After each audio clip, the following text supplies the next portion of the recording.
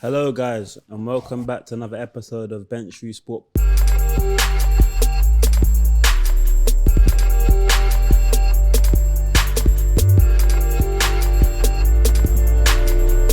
Myself, Joey, you got Niko, Mr Man United to my left. Happy to be back.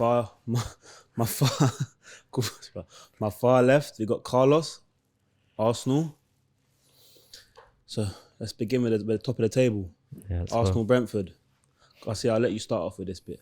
Go on, give us your take on the game yesterday. You know, it is obviously now. It happens all the time. Like, you know, when teams are on top, we've been dominating this for a while now. Teams are starting to like just park that bus a bit more. Just they're sort of sussing us out now. If you look at Brentford, look how many bodies they had in that box. They had bodies. Honestly, they were breaking us the first half. Yeah, I can't lie. Tony could have probably had a hat trick or something. That's what I was gonna say because but they were hitting us on the break a lot of times. But how are you supposed to play when you're playing away from home, though, bro? Do you know what I'm saying? You got to come with strategy. You can't just come. No. But they were setting up well. They set like now that we're going to be playing more teams, they're going to be setting up themselves up more. Like, it's going to be more rigid against us now. Isn't that part of the pressure of being top? So yeah, of course. That's what I'm saying. But we'll be able to handle teams like that. Unfortunately, you know, we've got people that are not competent and doing their jobs. I feel like Brentford come. I feel like Brentford come as like a well balanced side. Oh, 100%. They were attacking. They were putting pressure on you, and they were defending well. No, they defended well. They're putting bodies in that box. But however, again, because there's people that are not competent and doing their job. You're calling for VAR already? Let's be honest. We're 2 minutes in and he's calling VAR already. Let's be honest. Arsenal fans for you, bro. Arsenal fans. That's how it goes.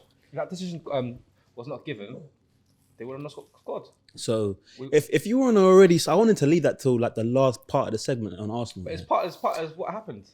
It's part of what happened, but we didn't want to go there yet. We want to talk about the game first. So if you want to go there, we can go there. The Saliba foul. Tony causes problems that they were stretching us at times. So the Saliba foul, is that a foul? Be honest, is that a foul?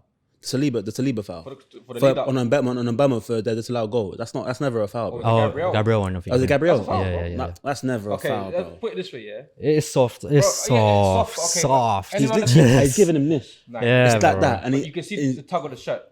That's barely a tug, bro. You saw it pulled down. What's that? What's that? Bro, that happens in every single collision in the game. Of course. Every single. Okay, you're right. And the fouls get given every time. Not every time. Yes, they do, every time. No chance, bro. Let's put this one. The Toney on Saliba for the free kick. That was a foul from Toney. I wouldn't have gave that. But why not? Cause I don't see me. I'm old school in my views in football. I like the contact. If you're holding someone behind you and not allowing them to move, what is that? But he's doing it to him. He's doing it to him. They're both doing it to each other. They're both doing it to each other. It's subjective though, because like it is subjective. Because like if that was to be vice versa, say if it happened to Spurs, you'd probably be the same thing, no? But it's not even about that. No, I'm not even like that. You know, I love a 50-50. I love it. I like the passion in it. I don't know why. I just like the physicality. All day long, that's a foul. Bro. If you're holding someone, it's a foul. If you're both doing it, you lot battle it out. But I don't mind keeping him there. But you know what? Let's not even talk. Defenders get the benefit of the doubt for refs. Same as keepers. They do. That's the thing. A clean sheet if it wasn't for that decision. No, you're joking. You're joking, of course, bro. What? For the goal that got allowed. Oh, when it was the. No, you listen. See that? I know that face, bro. I don't. I beg to differ. And men are gonna say, "Oh, you're a Tottenham fan," but no. I genuinely beg to differ, bro. Honestly. So it wasn't offside. What the Toney goal? Yeah. No, that's offside. I give it. That's offside. So other than that, but what chances did he create? Tony missed about three chances. Yeah, but still, regardless, if you really take it into account, the way I see it, the game was evened out because for me, that should never have been a foul in the first place. The Gabriel one, that should never have been a foul. Secondly, the nketiah handball and in the dying embers of the game. I mean, goes unnoticed. No one spoke about it, not even the own managers were speaking up. I was a bit weird though, because I watched that game, I streamed it and I saw it, and then they stopped it for like... They stopped for like a minute and a half, 2 minutes to look at it, but then it wasn't important. It's just like... I feel like the game was evened out. I feel like the game was evened out, to be honest with you. That's my... Nah. It wasn't that. But that's different though. Like I said, that's different.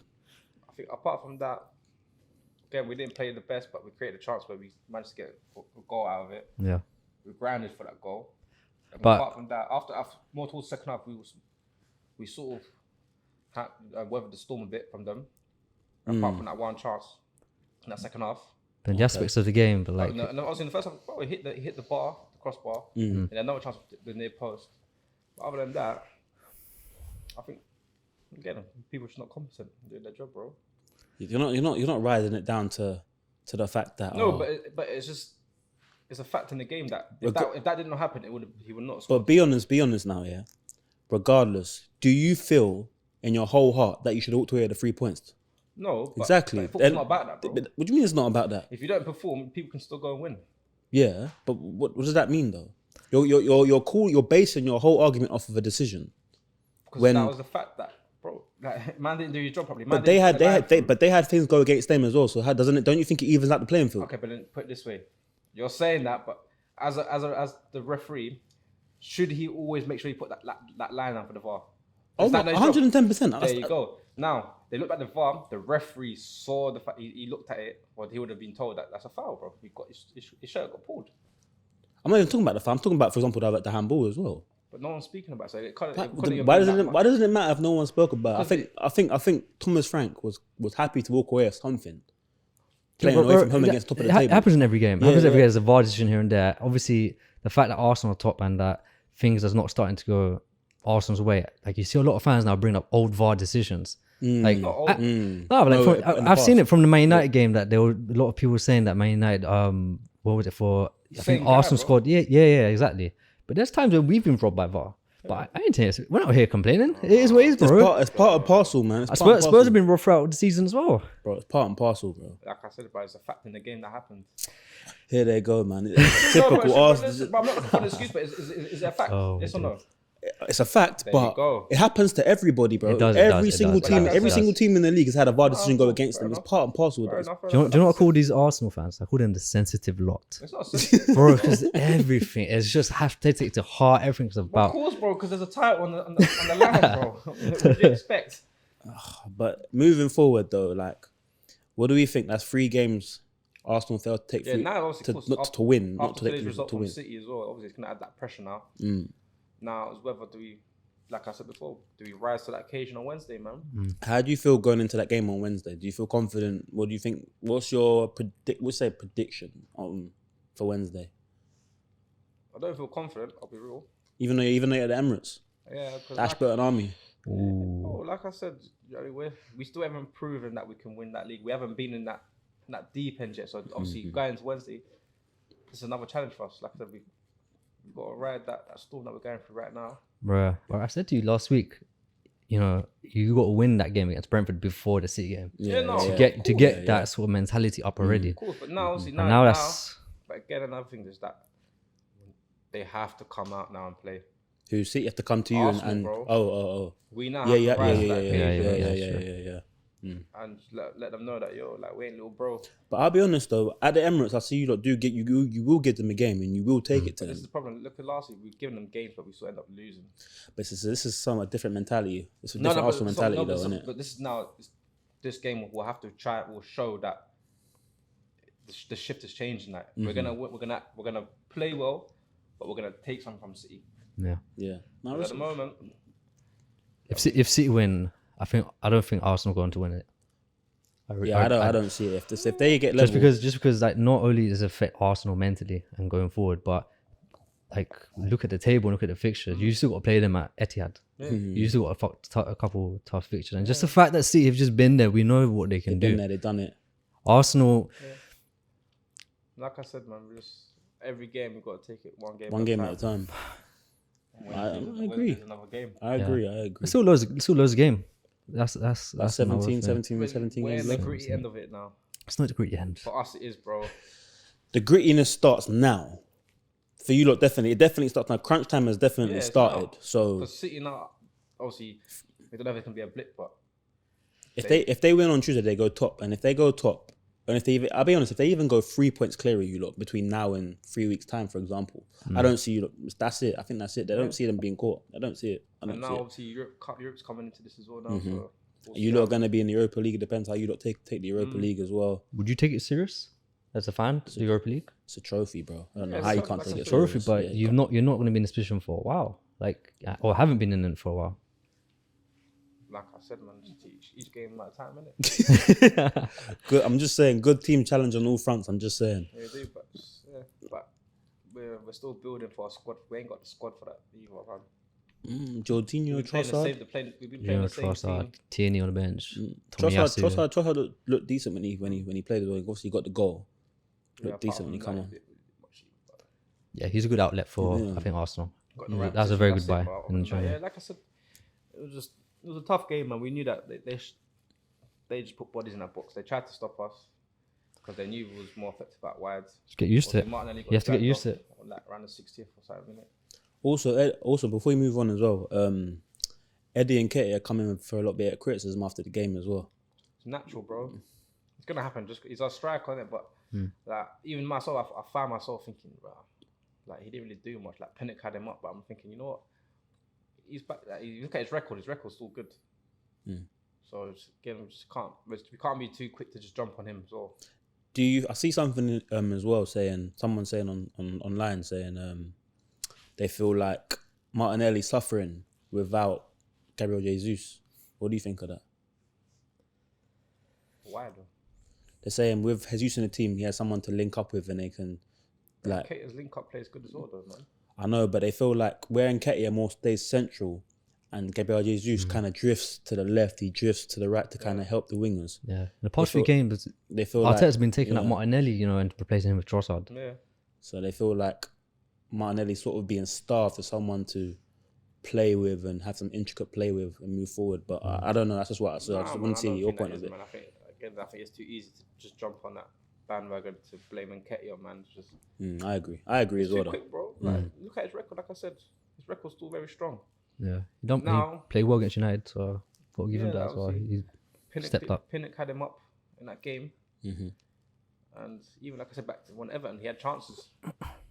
He had better chances in the Everton game than he had yesterday's game. So again, man, obviously if he gets to a point where he's not scoring anymore, obviously Wednesday's another challenge for him. Yeah. Step up. Big challenge. Okay. Fuel our fire, man. Moving forward, perfect segue. Man City, obviously chasing Arsenal. 3-1 win against Aston Villa today. Mahrez scores. Rodri scores. What do we think? Haaland come off injured as well. We don't know what that means for Wednesday. How do we feel about, obviously, you Man mentioned City? It earlier or before off camera, yeah. I think you woke up a sleeping giant, man. Most definitely. That's what I personally think. I've been talking about it all week, most definitely. I feel like even in the first half, you could see City look like they were back to their old ways. Like even when they lost the ball straight away. Yeah, just on them, yeah. The thing is, De Bruyne on the pitch changed that. Yeah, like you said, bro. First half, they killed the game. That's what City do. Yeah, they killed the game first half and just rotate throughout the second half and maybe get a couple of goals. Ronaldo coming from left back. I feel like second half, I took the foot off the gas just a tiny bit, but that's only natural when you're 3-0 up in it, I suppose. But even that, man, even Villa didn't really. They didn't really trouble them. I mean, Ollie Watkins, really interested with that Ollie Watkins goal. Akanji should have closed him down. He closed him down and then sort of held himself back from making a tackle, which I found quite weird. But bar that, City just looked like they were coasting. Yeah. And even in the first half, and I'll say this as well, last week when they played Spurs, obviously I was there and I saw everything firsthand. They weren't getting the ball to Haaland, so they weren't like getting the ball forward, moving it to Haaland. De Bruyne went today, De Bruyne's that talisman. Today, they were getting the ball to Haaland. They were playing it over the top. The defenders were giving the ball to Haaland. Everyone was trying to find Haaland. He was running in channels and finding the ball, and they looked so much better. So that's another thing to look into as well. In regards to that as well, obviously, Riyad Mahrez, probably one of the most informed wingers in the Prem right now. Him and Saka. Rashford. And Rashford as well. We won't forget about Rashford. What do we think how City will come and play on Wednesday if Haaland don't play? I don't think they will change the way they play anyway. But I think Pep, they just trust in what they do, and they'll never change it. He will never change the way they play, the style. They will always be the typical City man. I reckon they'll just put in a professional performance on Wednesday when they play Arsenal. I don't know who I see winning that one. I can see probably most likely be a draw. I think that's probably what's going to happen. But I do see City and Arsenal just going full throw at each other. Toe to toe, innit? Yeah, I think we'd be cagey actually at one point, just because I think there's a lot on the line. I don't think City want to give them another win, especially over them. And same for Arsenal, they wouldn't want to, Do you know what it is? It's just obviously we're both teams that like possession and just shifting teams run. It's like it will show how far we've come. Like, can we go toe to toe with them in that sense? Because again, City. Last season you gave them a game. Last season you gave them a good game. Yeah. And like I said, City out of possession, they hunt that ball down. Would we be able to withstand that pressure? And again, like I said, I don't see Mr R2R changing his way either. I think he would want to play their ball like that. He ain't gonna change because it's City. In saying that as well, yeah. Let's be honest. Mr Arteta is a protege of Pep, and I feel like they both play the same way as well. Yeah, of course. But that's obviously Arteta's got his own little things that change. So he's got his own little strain. Man. Of course. It's the hair, bro. It's the hair. So it's what Pep ain't got. Pep ain't got that. So again, it'll be interesting the way, like, obviously now because Zinchenko's on the other side of the pitch now. How does City combat that? Because they do the exact same thing as well. Yeah. So we see how basically Pep played a 3 and then a 2 in centre midfield instead of like having actual out and out wing backs, for example, or left back and a right back. Do you think he'll play the same way going into that Arsenal game, or do you think he'll change it up again? Not personnel wise, but formation wise. I think maybe the only change you might have Ake, but even that, bro, it's just Pep roulette in it. It's Pep roulette. You don't know who's gonna turn up. But I'll be honest, saying Pep roulette, I think today was Pep being Pep in the sense of he put a proper side today. That his usual type of side. I think he put his ego to side and just said like, this is the team I've got. Yeah. Like he brought back in Ruben Diaz and Laporte, who are, let's be honest, his best. Kyle Walker was there. Centre back. Kyle Walker on the right. Solid. Yeah, they played a solid back four. So that's the usual back four that we're used to seeing under Pep over the last 2 seasons or so. But I reckon that's because he's been rotating it so much now that because they've come back, he knows they're fresh. But I'll be honest, him saying that, why was Laporte and Ruben Diaz holding the bench anyway? Like, it's not like any of them were really coming back from anything serious. Ake's been playing more. I thought it was kind of harsh taking out Ake. Akanji's, but I think Akanji's alright. I like Akanji, but I can see why I would, if I had a choice of a fully fit Laporte and a fully fit Ruben Diaz, I'm taking one of them two over. I think after today's game, Pep will go back to that. Probably Ake will be at left back, right back Walker. I think he'll just go back to the basics, man. Back to what he knows, and just stick with that, man. Because I think he's just overdoing this whole interchanging with formations and just overcomplicating, making things complex for himself and for not just him but the team.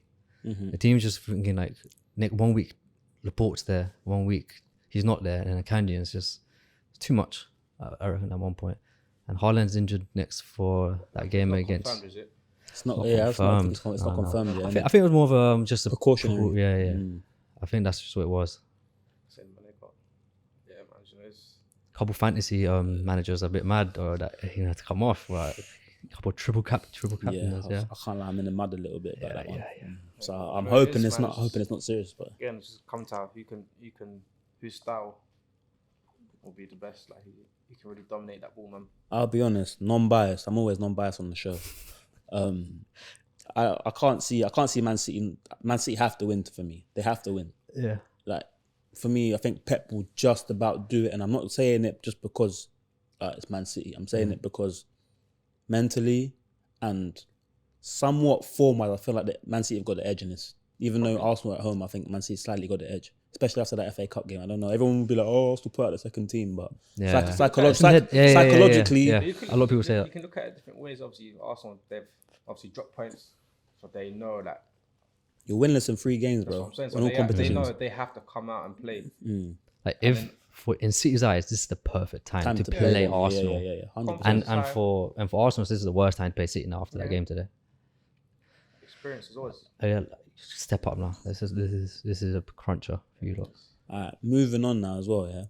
So to another silent title contender, in my opinion. They know they are title contenders. They're definitely hunting. They don't want to admit it, but they're hunting. They're hunting. Bro.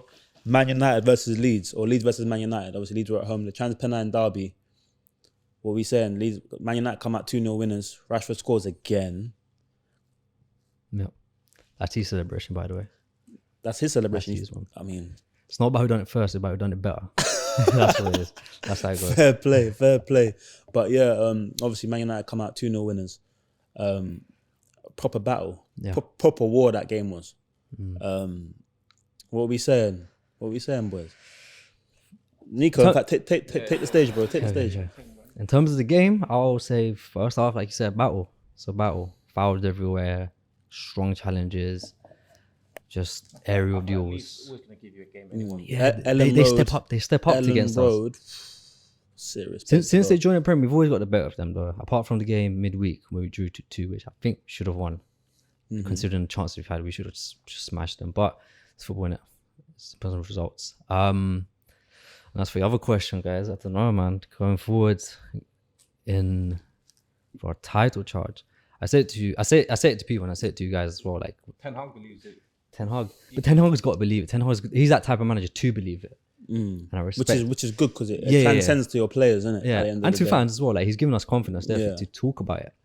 But we do have 2 games over Arsenal and City.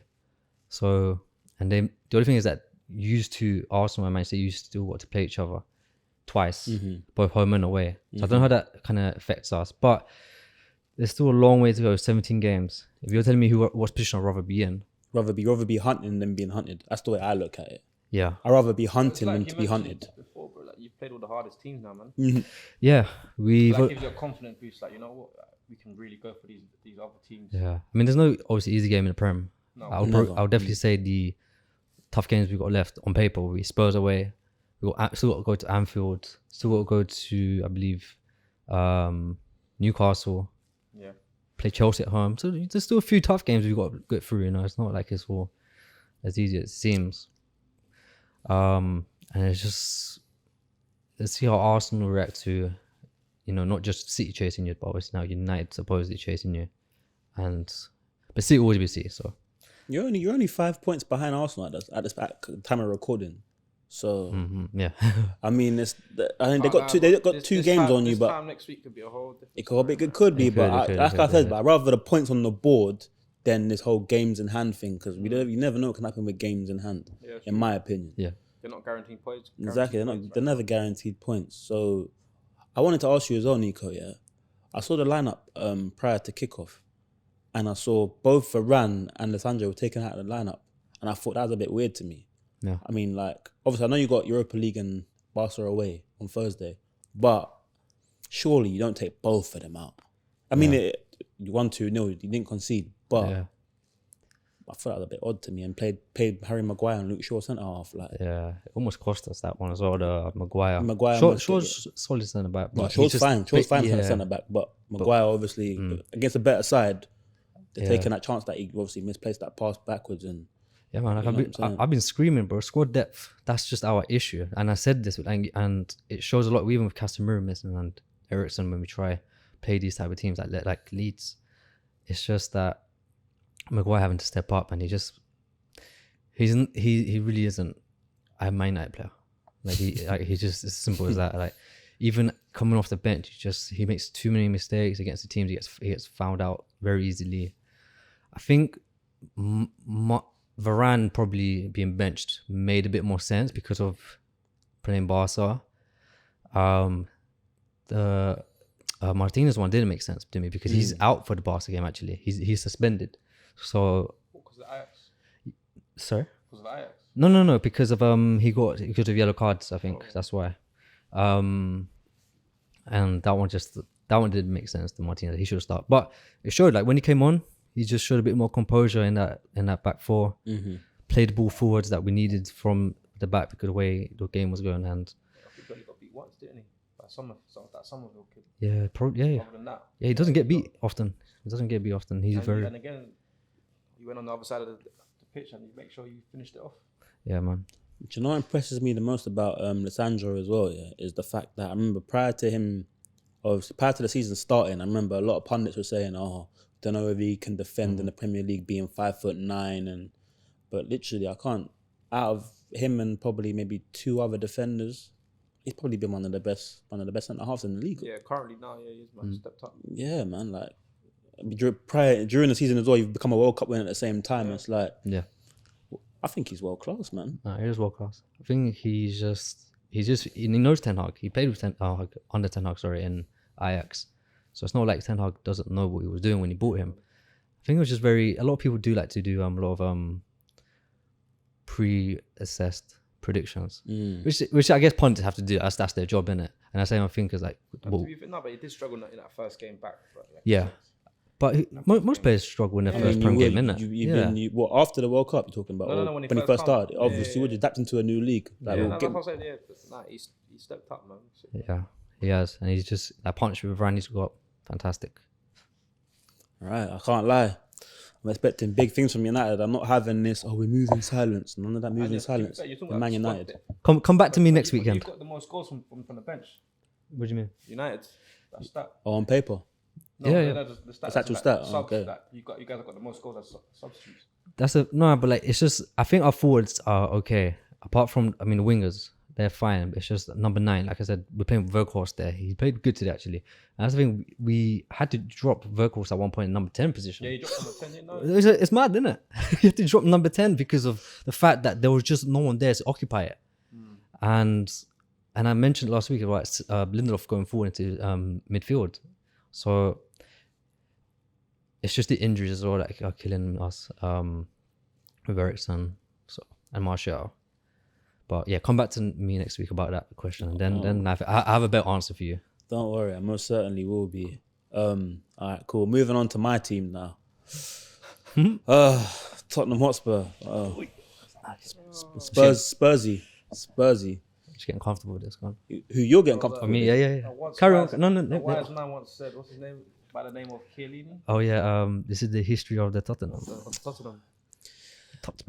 I like to call it typical Tottenham. That's what I like to call it.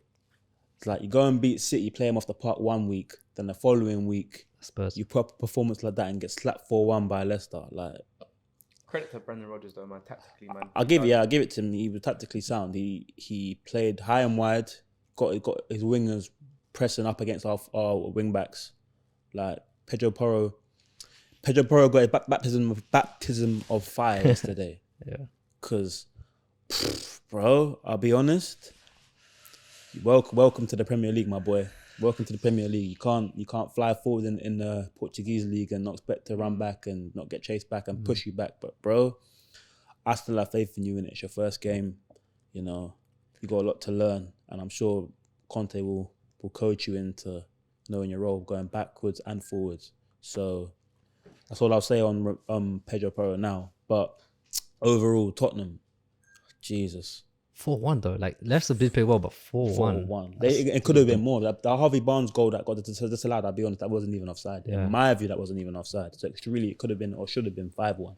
And your goal was a bit jammy as well. Our goal? Yeah, your goal. We take those, man. But this game, yeah. I'll be honest, that back three without Romero, it's a championship back three. That back three yesterday that Tottenham started with yesterday, that doesn't even start for Burnley. That doesn't even start for Burnley right now, who are top of the championship. It doesn't even start for them. But they're starting for Tottenham, a Champions League side, currently. It's a joke. Eric Dyer was lost, like letting Iheanacho stand behind him. He's pressing up behind him. And running rings around him, my goodness. Didn't want to put in a tackle. Didn't want to press the defender. Japhet Tanganga, you're a lovely boy. You're from the ends, bro, but Tottenham's not for you, bro. Tottenham's not your level, man. I'll be honest, bro. Who's the other centre back? Dyer, Tanganga, Ben Davies. Ben Davies and Perisic defensively, it doesn't work. All we do is we recycle the ball between Ben Davies and Perisic. I was watching it naturally. We're just getting in between both of them. And it's not even that. It's like we do this thing where we'll get the ball from the keeper, for example, or we'll interchange it between the back three. Dyer will play it to Ben Davies. Ben Davies will play out to Perisic. Perisic, because it's on his right foot, will try to play a ball inside when they're pressing us, who eventually lose the ball, which is what happened yesterday. That actual number 10, man, or like that number 8, where he just pick up the ball and just... But they already did is just intercepted the pass to Harry Kane, took it, and they span. Iheanacho ran off, next thing you know, he scores. But it's like, they just ran us ragged, man. The wingers, Harvey Barnes ran us ragged yesterday. James Maddison was having a field day in the centre as well. It was just like, oh, mate, it was horrible to watch. Horrible to watch. Yeah. But I wanna ask you lot this as well, yeah.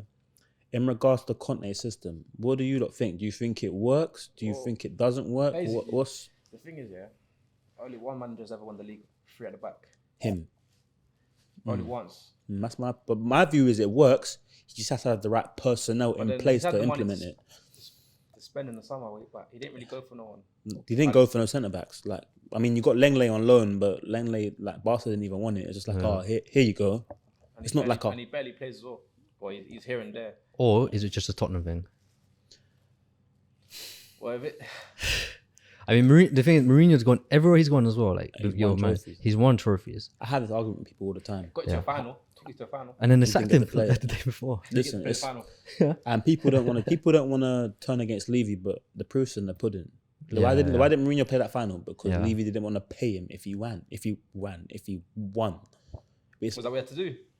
Most likely, there's probably a clause in the contract saying, if I win you a trophy, you have to give me a bonus of X, Y, and Z. I presume so, because other than that, what sense does it make to sack a manager especially Mourinho, like a know-how manager of a cup final? Obviously now, Bentancur, it's an ACL, isn't it? Oh my days. Lloris is out for 6 weeks, I reckon, as well. Lloris had to come out of the team slightly anyway because his performances have been poor. But Fraser Forster didn't do himself no favour just on top of that. But he's getting peppered as one goal, so you can't really blame him. Rodrigo Bentancur, that's our most important player. I think honestly, our season might be over. It might be over. I don't want to speak too soon because we were on every front. We're still challenging for the 4th. We're still in the FA Cup. Yeah, Newcastle giving you chances. That's the only thing that they're still giving you chances to stay in and around. Yeah, that's another thing. Mr R2R, I see you, my bro. You keep talking to me, and I see you. Don't worry, you lot had the chance to flip in, take the points, and give yourself a little bit of breathing space, but you didn't. And knowing that we dropped points, so I see you, big man. But anyway, that's another thing. In regards to that, we're still challenging on all fronts, so I'm not gonna be too negative yet. Just too inconsistent though, man. Yeah, it's inconsistent, but that's Tottenham in general, just constantly inconsistent. Yeah. Who's your strongest back three then? Who would you always have? Who would you want? Yes. Ideally, like if everyone's fit, obviously Romero. Back 3 or back 5? Five. Yeah. We'll just say back 3 because that's the actual problem. The back 3 is the problem. Romero to the right. In the centre, Eric Dyer. We have to. We ain't got a choice. And the left centre back, Ben Davis. It has to be because Ben Davis. But the thing with Ben Davis, he's actually left-footed. Lenglet is actually left-footed as well. But with Ben Davis, you know what you get with him. Yeah. So he's always like a 6.5 out of 10, no matter what, hands down. But that's the best back 3 that we have. But in regards to... Do you reckon Conte will stay long enough to fix that problem? Does he want to stay to fix that? Yeah. I reckon it all depends on him being backed with players that he wants, not substitute players. And I don't say substitute players, I mean like just, we couldn't get Bastoni, so we're going to give you, I don't know, Harry Maguire. Yeah. That kind of thing. Do you know what I'm saying? Last season, you got Champions League. So you had that Champions behind you to get them sort of players. To be honest with you, our recruitment weren't... Everyone has to like talk about our recruitment last season, but our recruitment wasn't that bad. I mean, it wasn't, bro. It weren't. In regards to defensively, it could have been a lot better defensively. But overall, Basuma, Jed Spence, I wanted to see more from that. I saw some good clips from him in France. Richarlison, he's looking all right in France, isn't it? Like, that's what I'm saying. Richarlison wants on himself because he can get that. You see him play for Brazil, like how well he plays. Exactly. It's injuries, isn't it? Even prior to his injuries, though, he just wasn't doing nothing. I don't know. Like I say, man, we're still challenging on all fronts. Like, we got the FA Cup, we got the Champions League. Obviously, I'm not expecting to win it, but we're in it to win it. Obviously, you're always in it to win no matter what. Champions League qualification is still there as well. We're still intact. I mean, United put on a good performance today, so they've kind of put themselves up a little bit further. Well. Yeah. So I feel for you Spurs guys though, because it's like well, you don't. I got a bit of sympathy for you guys because it's a vicious cycle for you. Every single 2 seasons, it's the same shit. What people don't realize as well is all season we've had injuries to our key players. Yeah. Bentancur, we've had him for pretty much like 2 months max of the whole season. Son's form hasn't helped. Charlison being injured for the first half of the season, and now he's coming back and he can't really get in the team like that. What Danjuma? How's he doing? Danjuma's alright. I don't mind Danjuma. Yeah. He's actually alright. Obviously Romero having his injury prior to the World Cup and then getting suspended now, it's obviously hurting us. Yeah, man, we ain't been Sessegnon been injured. And he's injured again somehow. Even he didn't even play. He's injured again. We're just carrying so much injuries, and now we got this Bentancur situation. It's just, oh mate, it's just look at me, I'm deflated. But moving on anyway. I don't even want to talk about that now. But Lloris is a miss as well, I reckon. Oh yeah, Lloris as well now. Like, but no doubt, obviously he makes some mistakes, but for his full set, just isn't that one. Like the performance he put in yesterday for you guys. He has to. I think Lloris has to be replaced this summer anyway. I want David Raya. Raya? Yeah, I want David Raya. I want him as well. Oh, United want him as well. Yeah, I don't think the hair is just cut out for that system like with Ten Hag. So he does play the ball a lot, and I think Raya's the guy. But yeah, like, moving forward anyway, man, because I don't want to dwell on Tottenham too long. West Ham, Chelsea. Obviously, Chelsea struggled to get 3 points again, even though they put out a star-studded lineup. Yeah, it's number 9, man. That I feel like the first half of the season, they were struggling for creativity. Now they've got the creative players in, struggling for a goal scorer. Well, I mean, like, they spent all this money, and they still got Havertz playing up front. For me, it's like, it doesn't make sense. Yeah. Obviously, they got Aubameyang sitting on the bench for whatever reason. I don't think Potter fancies him for whatever reason. Took him out of the Champions League squad as well. What do we reckon with Chelsea? Like, how can they solve that conundrum?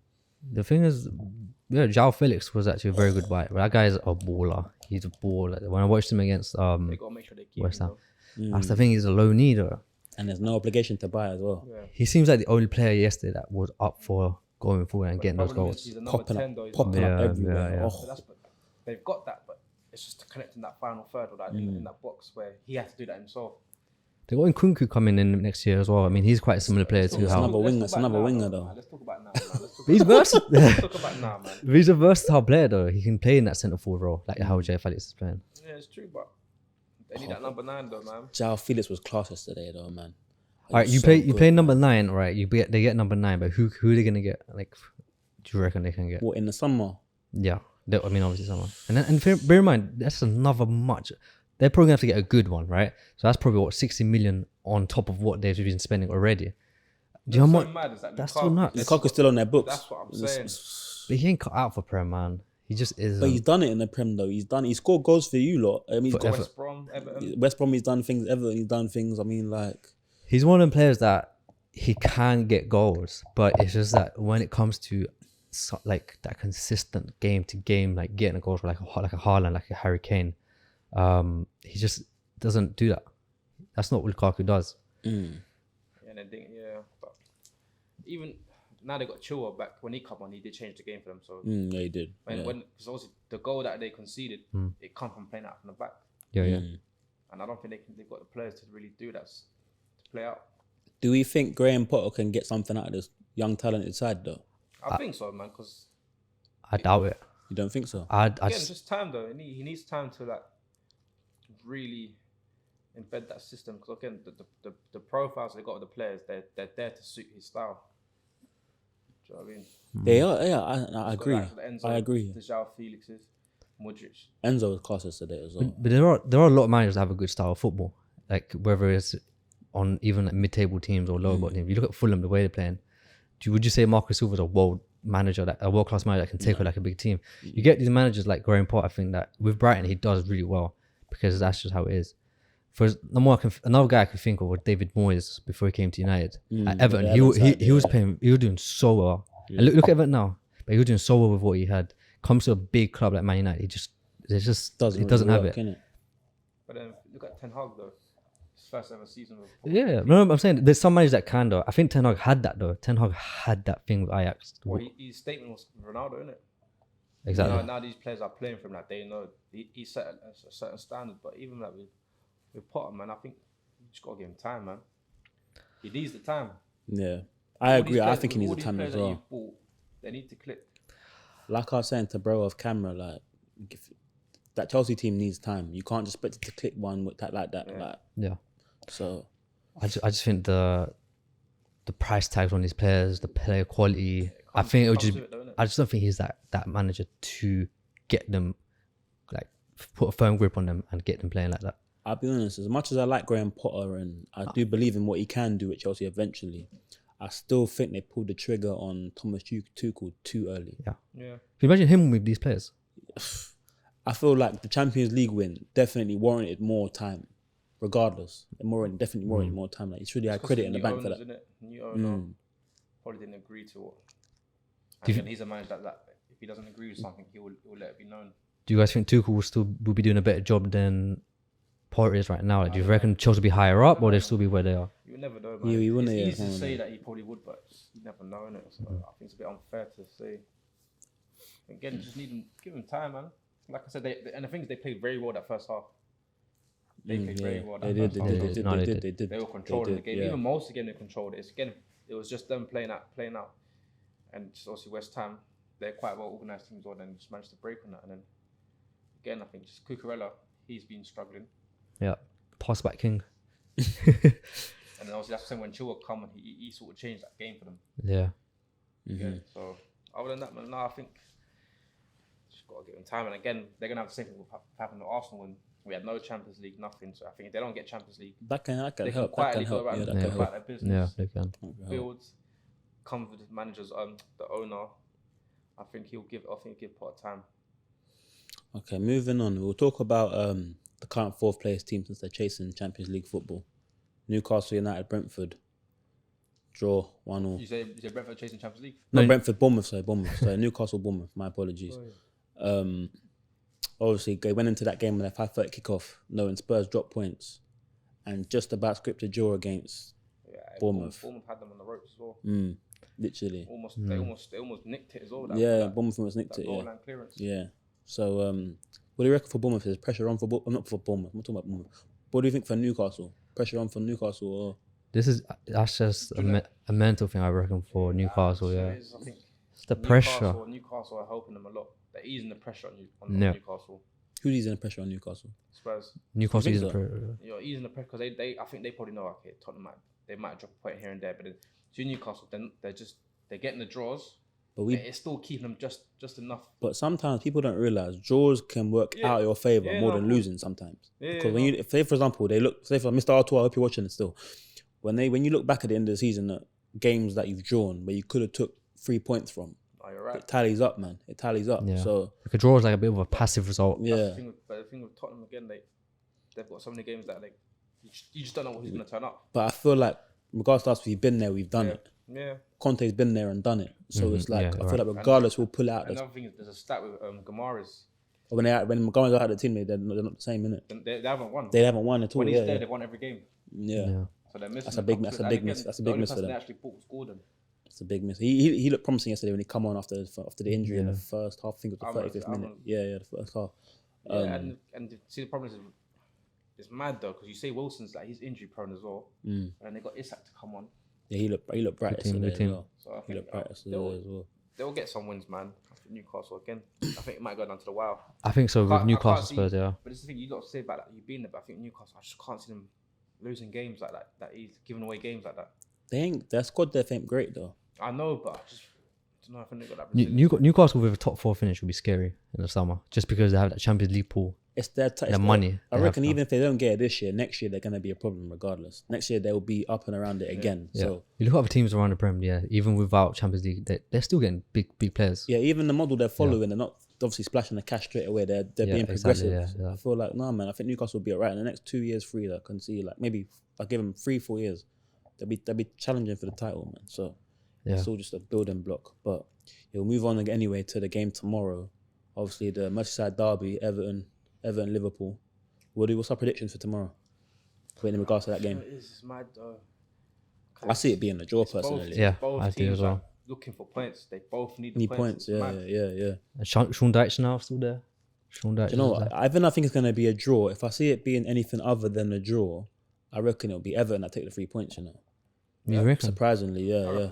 That'll be a big result, especially in that derby, because Liverpool always tend to get a win in that derby, and the fact that Everton, just in the situation they're in right now, they need that as well. This is a Sean Dyche team now, though. Yeah, Everton have ever had such a solid manager in that regard to hold possibly it. Possibly a draw, you know. I see it most likely being a draw, like a 1-1. But they got a couple players back though. I think Jota's going to be back to fitness very soon. I think it's 100%, but I think he'll probably be in the squad. I think Van Dijk as well is coming soon. So You know, they've got these players that they've been missing. They're coming back now, so it's the perfect time for Everton, though. I think it's more suited for Everton, I reckon, because they know that Liverpool, not the same Liverpool right now, still missing a few players. I think they can try and nick something again after they've beaten Arsenal as well. So they know they can probably take something out of this, whether that's a point or 3. But yeah, Klopp needs to pull something out of the bag, because I'm not gonna lie, man. The media's not really putting pressure on him about his job where they would others. That's another thing I've seen as well. He's got credit in the bank, of course, because he's done well with Liverpool over the last 7-8 years. But if he doesn't win tomorrow, I can't see why there's not under scrutiny and more pressure. But yeah, I recall Ten Hag getting like a lot of pressure the first 2-3 games that he lost, and then just played. They even interviewed him face to face. Like, it was so crazy how they were acting about it. And then, like you said, bro, like Klopp, the way he's not getting pressure at all for it, it's almost like he's getting a pass. But I don't know why. I don't know why he's getting this type of passes, because he's just, and at Dortmund it happened the same thing, where I think it was like the 4th season or 5th season where he just sort of like faded off and then eventually just left, and same thing's happening with Liverpool. Klopp out or what? What do you reckon? Nah, man. I think he's got credit in the bank. He's got credit in the bank. Yeah. Just refurbish that team, and then if not, then he needs to go. Give him another chance of just revamping that team, man. Other than that, it's just man, he deserves the extra time. Yeah. Well, before we wrap this up, I just want to say, Tyler, Simba, I expect to see you two here next week. You don't need to speak on your teams, bro. You can't be running from the pod any longer.